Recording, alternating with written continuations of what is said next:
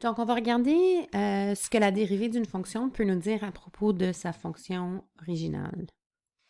Ici, on a une fonction polynomiale du 4e degré, et puis on peut voir que j'ai tracé la tangente à un certain point ici. Donc, qu'est-ce qui arrive à la pente de la tangente entre moins l'infini et le premier minimum ici? Donc, on voit que la fonction comme telle, qui est la fonction verte ici, elle est décroissante, elle descend. Donc, on peut voir que n'importe où entre moins l'infini et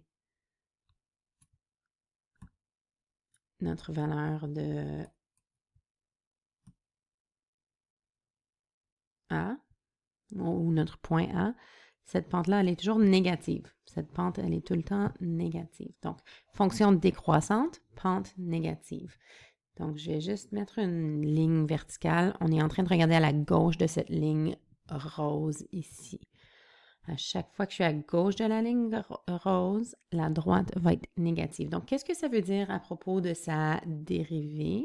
Qu'est-ce que la dérivée peut me dire? Donc, si on regarde la dérivée de cette fonction-ci, la dérivée, on voit qu'elle est toujours négative.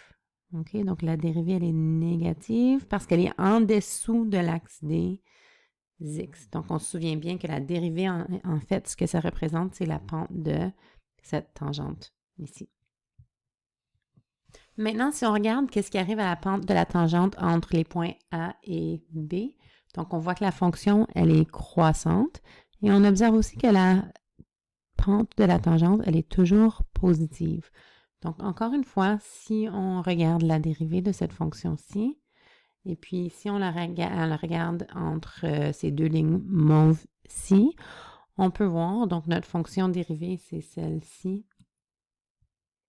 On peut voir qu'elle est toujours par-dessus l'axe des x, donc elle est toujours positive. Donc, une dérivée positive, c'est parce que on a une pente d'une tangente positive, ce qui indique que ma fonction, elle est croissante. Donc, la fonction ici, elle est croissante avec une dérivée positive. La fonction entre moins l'infini et le point A, comme on l'a vu avant, elle était décroissante avec une dérivée négative.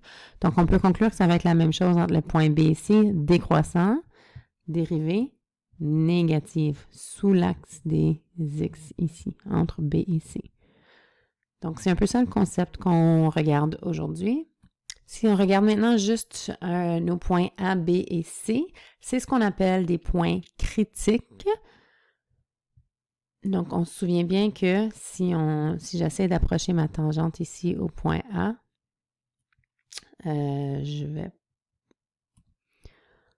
a une tangente qui est complètement horizontale. Donc, ça arrive quand on a un point qu'on appelle un point critique. Dans ce cas ici, c'est un minimum. La même chose va arriver au point B et la même chose va arriver au point C si on approche la pente de la... ou si on trace la tangente à ces points-là. Donc, on aura une tangente de 0. Là, c'est où est-ce que la dérivée sera égale à 0. Donc, quand on a un extrémum, la dérivée est égale à 0.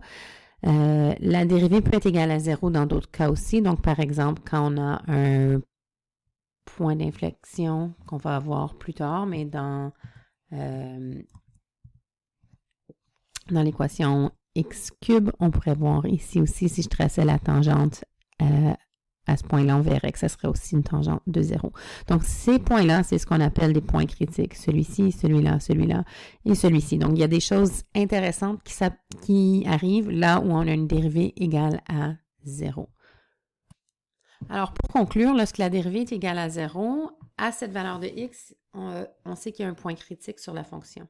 Ça veut dire qu'il peut donc avoir un extrémum. Donc, encore une fois, un extrémum, ce que ça veut dire, c'est un point maximum ou un point minimum. Un point critique, c'est un point où la dérivée est égale à 0 ou n'existe pas. C'est pas toujours un extrémum quand la dérivée est égale à 0, mais très souvent, ça va être un extrémum, donc un maximum, un minimum. Donc, pour conclure, ce qu'on vient de discuter, c'est que quand la dérivée est égale à 0, on sait que f de x est donc Excuse-moi, quand f' de x est plus petit que 0, donc négatif. Donc, quand ma dérivée est négative, on sait que la fonction originale va être décroissante, comme on vient de voir dans la vidéo. Et si la dérivée, elle est positive, donc ce que ça veut dire à propos de notre fonction originale, c'est qu'elle est croissante. Donc, on va utiliser ce concept ici pour aller voir comment on peut comprendre le comportement d'une fonction à partir de son équation dans les exemples suivants.